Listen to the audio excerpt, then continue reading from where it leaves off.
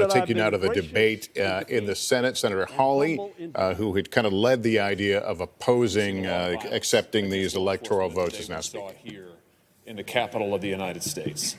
And in this country, in the United States of America, we cannot say emphatically enough, violence is not how you achieve change. Violence is not how you achieve something better.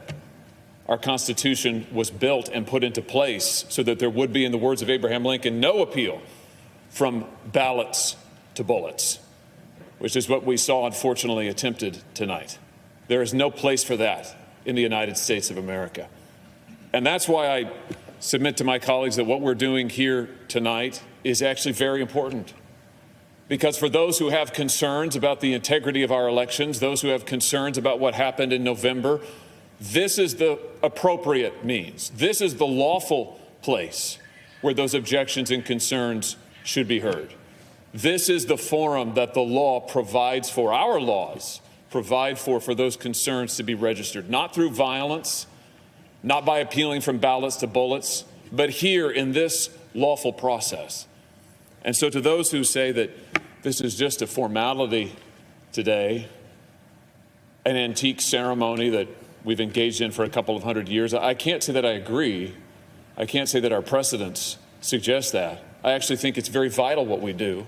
The opportunity to be heard, to register objections is very vital, because this is the place where those objections are to be heard and dealt with, debated, and finally resolved in this lawful means, peacefully, without violence, without attacks, without bullets. And so, Mr. President, let me just say now briefly, in lieu of speaking about it later, a word about Pennsylvania, which is a state that I have been focused on, objected to, as an example of why people are concerned, millions of Americans concerned about our election integrity.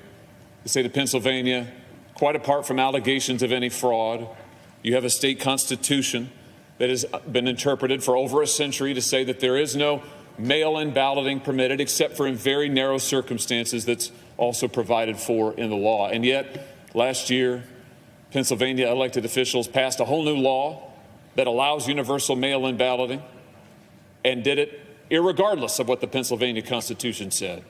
And then when Pennsylvania citizens tried to go and be heard on this subject before the Pennsylvania Supreme Court, they were dismissed on grounds of procedure, timeliness, in violation of that Supreme Court's own precedent. So the merits of the case have never been heard. The constitutionality of the statute actually has never been defended. I'm not aware of any court that has passed on its constitutionality. Actually, I'm not aware of anybody who's defended the constitutionality. And this was the statute that governed this last election, in which there are over 2.5 million mail-in ballots in Pennsylvania. This is my point, that this is the forum. The Pennsylvania Supreme Court hasn't heard the case. There's no other court to go to hear the case in the state. And so this is the appropriate place for these concerns to be raised, which is why I have raised them here today. And I hope that this body will not miss the opportunity to take affirmative action to address the concerns of so many millions of Americans, to say to millions of Americans tonight that violence is never warranted, that violence will not be tolerated, that those who engage in it will be prosecuted, but that this body will act to address the concerns of all Americans across the country. We do need an investigation into irregularities, fraud. We do need a way forward together. We need election security reforms. I bet my friends on the other side of the aisle don't disagree with that. We need to find a way to move forward on that together so that the American people from both parties, all walks of life, can have confidence in their elections, and that we can arrange ourselves under the rule of law that we share together. Thank you, Mr. President. I yield the floor.